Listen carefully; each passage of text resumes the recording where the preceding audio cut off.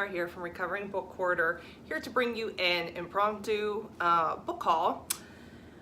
The amount of books I have gained in just the last couple of weeks has been kind of crazy, but the thing is there have just been the best sales and deals after Christmas, and I just couldn't help myself. So today I'm going to take you through, I actually have 3 more books that I received from Christmas that I got after I had already done my other book haul for December.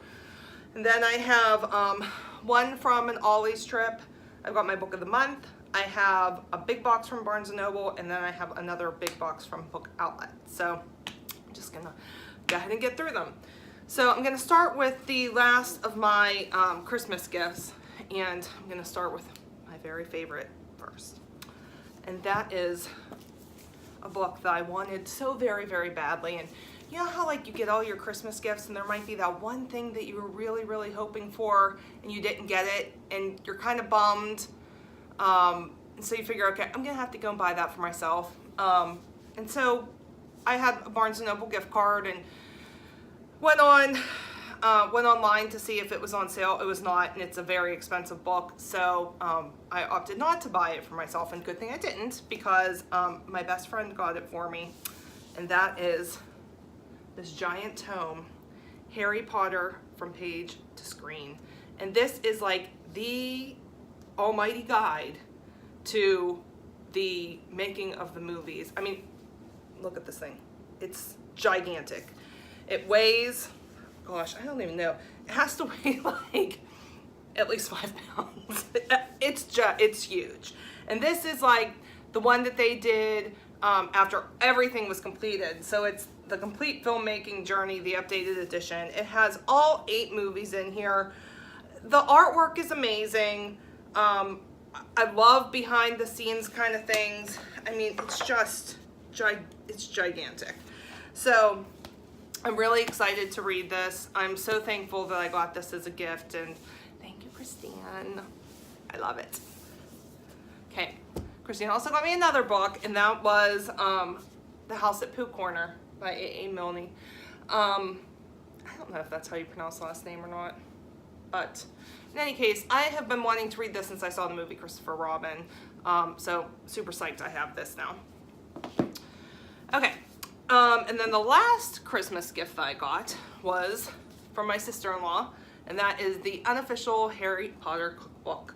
From cauldron cakes to Knickerbocker glory, more than 150 magical recipes for wizards and non-wizards alike. So I think my daughter was as excited for this one as I am, and we are going to start working our way through this. And there's also, this is the kind of cookbook that you can also read. I have a couple of these that they're just as much true book as they are, you know, recipes. So super psyched to start working through and making some of these.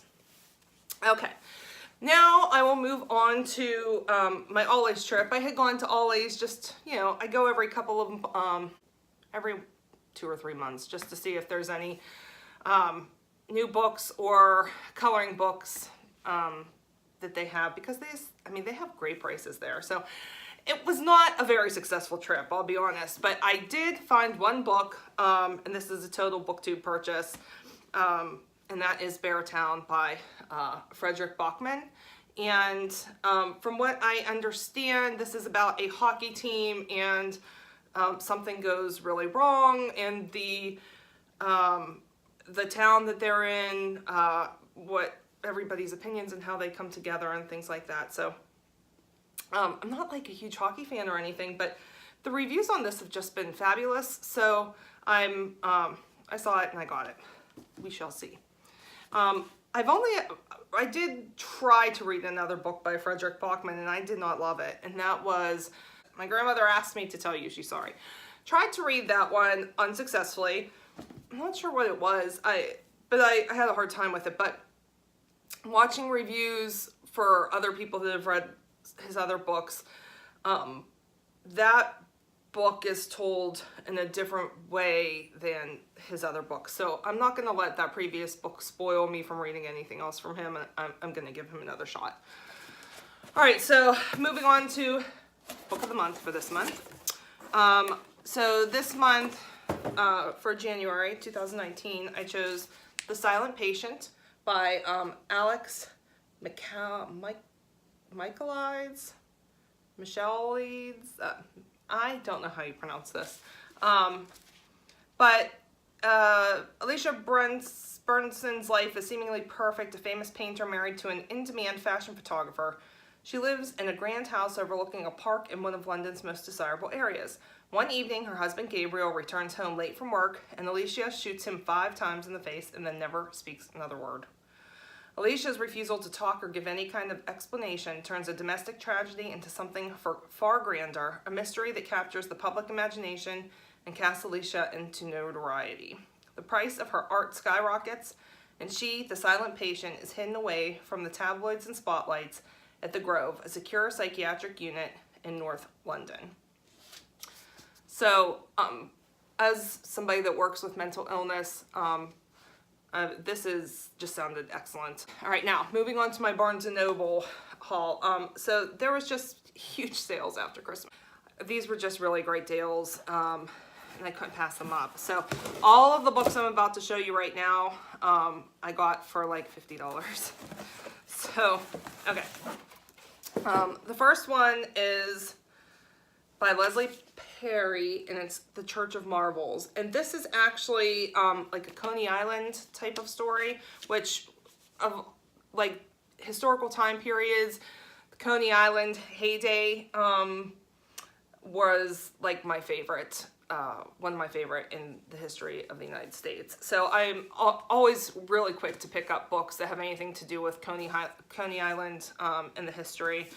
So, yeah, this takes place in New York in 1895.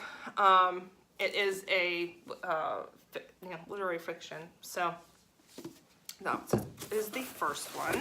I have Every Note Played by Lisa Genova. I didn't even read to see what this one was about. Lisa Genova is just one of those authors that's an automatic buy for me. I think she's fabulous.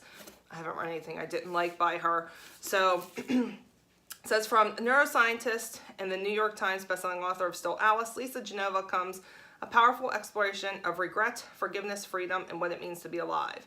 An accomplished concert pianist, Richard received standing ovations from audiences all over the world in awe of his rare combination of emotional resonance and flawless technique. Every finger of his hands was a finely calibrated instrument, dancing across the keys and striking each note with exacting precision. That was 8 months ago. Richard now has ALS, and his entire right arm is paralyzed. His fingers are impotent, still devoid of possibility. The loss of his hand feels like a death, a loss of true love, a divorce, his divorce. He knows his left arm will go next. I love music, love Lisa Genova. Hopefully it's good. Okay, then we have Nora Roberts, Year One, Chronicles of the One. So it's book 1 in this series. It has been years since I have read anything by Nora Roberts. This was another book to buy for me. And she, I believe this is a dystopian novel. So we'll see if I still like her writing. I mean, I was a huge Nora Roberts fan. Like Montana Sky, Divine Evil, those were some of my favorites by her. I mean, she just writes so many, but it's been many, many years since I've read anything by her, so hopefully this one's good. Okay, then I have another book to buy, which was Eleanor Oliphant is Completely Fine by Gail Honeyman. I saw Sarah talk about this over on Sarah's Nightstand, who I will link down in the description, and she said that even though it doesn't come out and say it, it sounds like the main character has Asperger's. And that's my area of specialty is autism. So we'll see how she does with it. I know that for Sarah, it was one of her hyped books of 2018, and she said it was excellent. So excited to give this one a read. All right, then I got Need to Know by Karen Cleveland. Everyone has secrets. So psychological thriller. Vivian Miller, high-powered CIA analyst, happily married to a man she adores, mother of 4 beautiful children, until the moment she makes a shocking discovery that makes her question everything she believes. She thought she knew her husband inside and out, but now she wonders if it was all a lie. How far will she go to learn the truth, and does she really need to know? So I guess we'll see if she needs to know. Sounds very good. All right, then I got Leviathan Wakes by James S. A. Corey. This is the first in the Expanse series. I have heard great things about it. It's a show now on Sci-Fi, I believe, on the Sci-Fi channel. And there are lots of books in this series, and it's a pretty big one. Over 500 pages. So we shall see. All right, this next one was a total cover buy for me. The Course of Love, a novel by Elaine de Botton. But, I mean, isn't that beautiful? Oh, I love it. And I'm not going to buy something just because the cover's beautiful.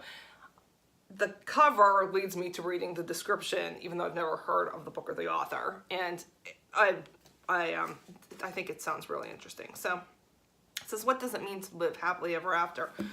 In Edinburgh, a couple, which let's just say Scotland, it has me right there. Rabi and Kirsten fall in love. They get married, they have children. Society tells us this is the end of the story. In fact, it's only the beginning. From the internationally best-selling author of On Love and How Proust Can Change Your Life comes the beguiling new novel that charts the complex and intricate course of a long-term relationship. We all know the headiness and excitement of love's early days, but what can be expected over a shared lifetime? We follow our couple, it's R-A-B-I-H. Never seen that before. And Kirsten, from the first flush of infatuation through the inevitable disenchantments, and then on to the freedom and insights of maturity. The Course of Love is a novel that explores not so much the start of love as its maintenance over time, the way our ideals bend and reform under the pressures of an average existence, and the magnificent, sometimes frightening developments we can make as we slowly realize that love is in essence a skill we need to learn rather than an enthusiasm we simply experience.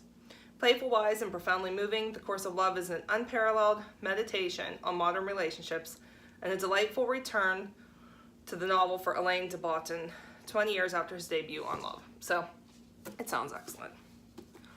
Okay, then the last one from the Barnes & Noble book haul is Emma, a modern retelling by Alexander McCall Smith. This has been on my wish list for a while, and it's a retelling of the Jane Austen classic, Emma.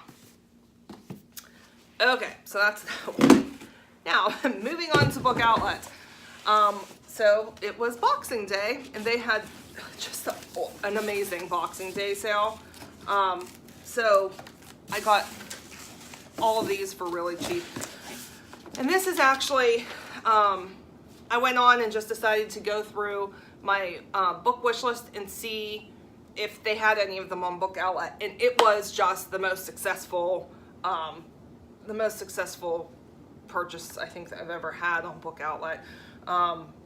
They had so many of the books that I had been wanting for quite a long time. So there are a lot.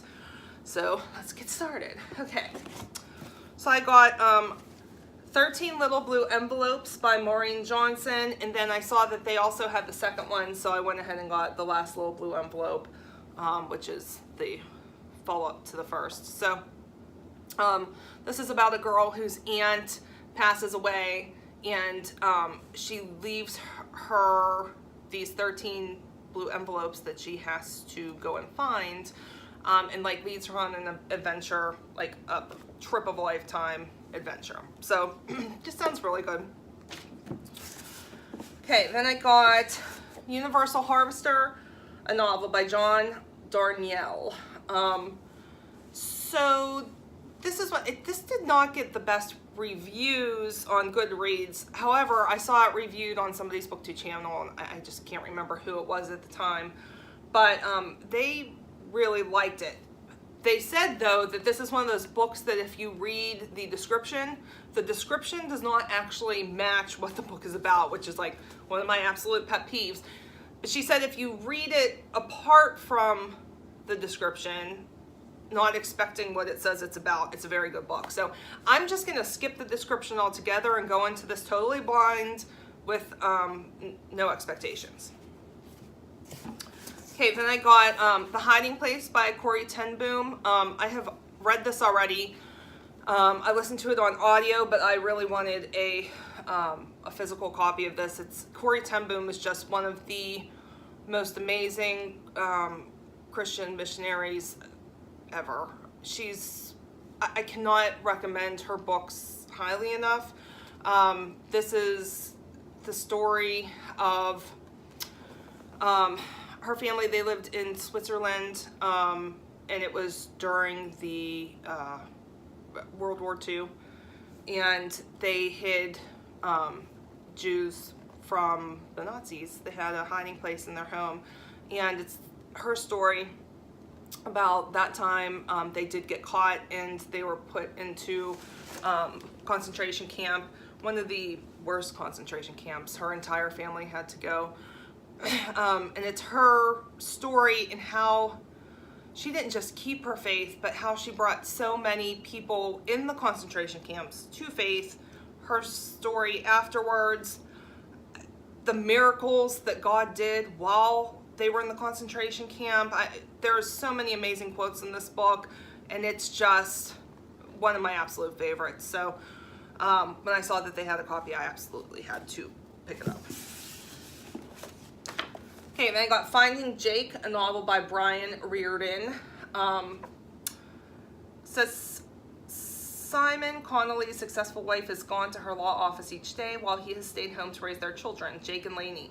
He has tried to do the best for the kids. For sunny, outgoing Lainey, it's been easy, but Jake is different. He has always been on the quiet side, preferring the company of his small group of friends to popularity in organized sports.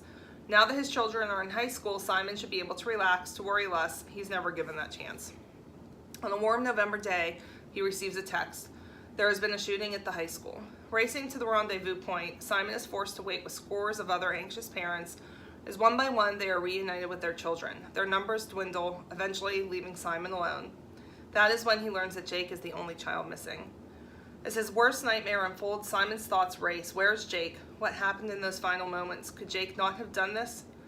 Or could he? Did Simon miss the signs? As rumors begin to ricochet, amplified by an invasive media and the fear swallowing their community, Simon must find answers. But there's only one way to understand what has happened. He must find Jake.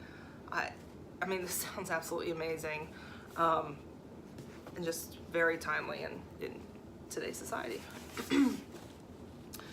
Okay, and I have the 17 Carnations by Andrew Morton, The Royals, the Nazis, and the Biggest Cover-Up in History.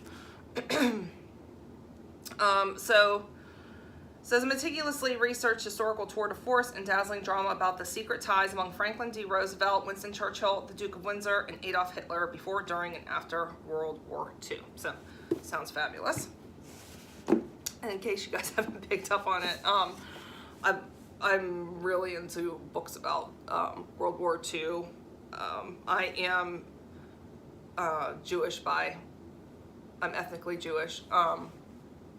And my great-grandparents were Russian Jews.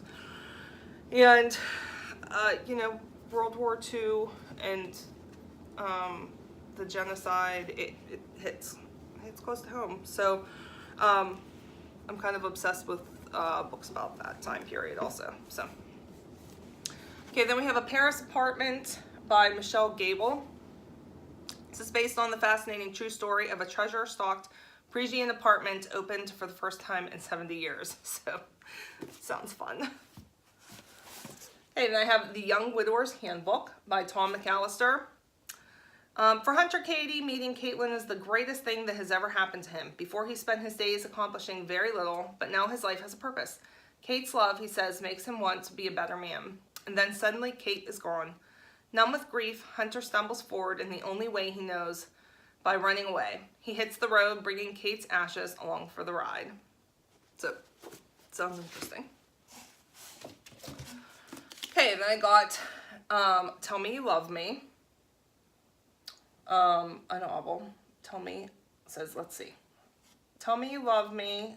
Tell me you need me. Tell me I'm yours. Tell me it's not over. Tell me you'll change. Tell me lies. I think that this is a young adult. Let's see, or maybe a new adult. Everyone remembers the one. No, not that one. The other one, the wrong one. The one you couldn't let go of. The one you'll never forget. Lucy Albright is far from home when she arrives on the campus of her small California college and happy to be hundreds of miles from her self-involved mother. Quickly grasping in a fresh start, she embraces college life and all it has to offer. New friends, wild parties, stimulating classes, and then she meets Stephen DeMarco, charming, attractive, complicated, devastating. Confident and cocksure, Stephen sees something in Lucy that no one else has, and she's quickly seduced by this vision of herself and the sense of possibility that his attention brings to her. Meanwhile, Stephen is determined to forget an incident buried in his past that, if exposed, could ruin him, and his single-minded drive for success extends to winning and keeping Lucy's heart. So, sounds good. It sounds more like a new adult fiction to me than young adult, so we shall see. All right, then I got The Family Next Door by Sally Hepworth. Do you ever really know your neighbors? I believe this is a psychological thriller. It says, from the outside, Essie's love looks idyllic. A loving husband, a beautiful house, and a good neighborhood, and a nearby mother who dotes on her grandchildren. But few of Essie's friends know her secret shame. In a moment of maternal despair, she once walked away from her newborn, who was asleep in her carriage in a park. Disaster was avoided and Essie got better, but she still fears what lurks inside her, even as her daughter gets older and she has a second baby. When a new woman named Isabel moves in next door to Essie, she is an immediate object of curiosity in the neighborhood. Why single when everyone else is married with children? Why renting when everyone else owns? What mysterious job does she have? And why is she so fascinated with Essie? As the two women grow closer and Essie's friends voice their disapproval, it becomes clear that Isabel's choice of neighborhood was no accident and that her presence threatens to bring shocking secrets to light. So, sounds very interesting. Okay, and then I got Our Little Secret by Roz Ney. It says, lures readers down a dark and tangled path, a gripping addition to the psych thriller world. That's from Mary Kubika. They say you never forget your first love. What they don't say, though, is that sometimes your first love won't forget you. So, psychological thriller. Okay, then we have Imagine Heaven Devotional, 100 Reflections to Bring Heaven to Your Life Today by John Burke and Kathy Burke.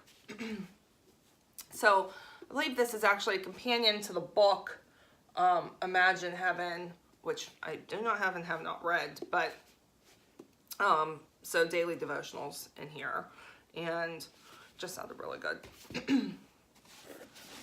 Okay, then this one is, this was a cover by, and then once I got past the beautiful cover, see, so pretty, I discovered it was a retelling of Cinderella from the stepmothers, the evil stepmothers vantage point, and I just love those kind of retellings. So this is All the Ever Afters by Danielle Teller, and it is the untold story of Cinderella's stepmother, so that should be fun. All right, and the last one from this massive book haul is Little Monsters by Kara Thomas. Yeah, I believe this is a psychological thriller also. It says, Casey is the new girl in Broken Falls. When she moved in with her father, she stepped into a brand new life, a life with a stepmother, a stepbrother, and strangest of all, an adoring younger half-sister. Casey's new life is eerily charming compared with the wild highs and lows of the old one she lived with her volatile mother. And everyone is so nice in Broken Falls. She's even been welcomed into a tight new circle of friends. Bailey and Jade invite her to do everything with them, which is why it's so odd when they start acting distant.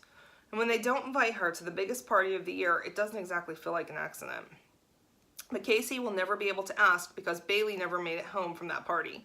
Suddenly, Broken Falls doesn't seem so welcoming after all, especially once everyone starts looking to the new girl for answers. Casey is about to learn some very important lessons. Sometimes appearances can be deceiving. Sometimes when you're the new girl, you shouldn't trust anyone. So I think this is a young adult. All right, so that was my massive book haul. There's lots and lots of books, and I'm excited about all of them. So that's all I have. If you guys have read any of them, let me know down in the comments what your thoughts are. If you think there's one I should get to sooner rather than later, tell me that also. Don't forget to subscribe and give me a thumbs up, and I will see you guys later, BookTube.